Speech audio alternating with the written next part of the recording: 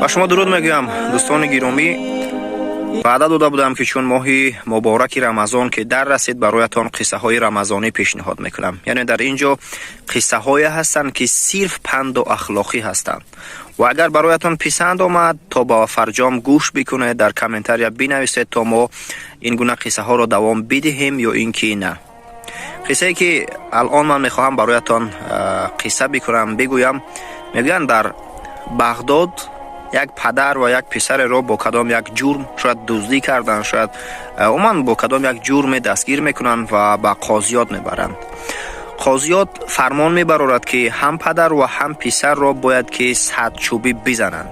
پدر خواهش میکند که اول از من شروع بکنید.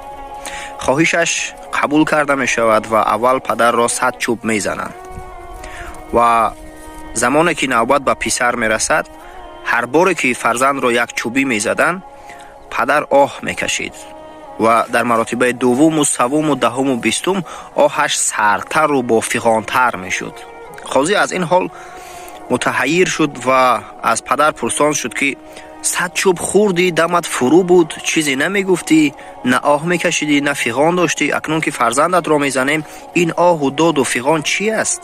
پدر گفت آن 100 چوبی که شما زدید در پشت من بود و من دردش را احساس نمی کردم، اما این 100 چوبی که شما با پشت فرزندی من میزنید، این هر یک چوبش گویا که شما راست به جگر من زده ایستادید و این خیلی درد دارد، خیلی سوزش دارد، خیلی جانکاه است.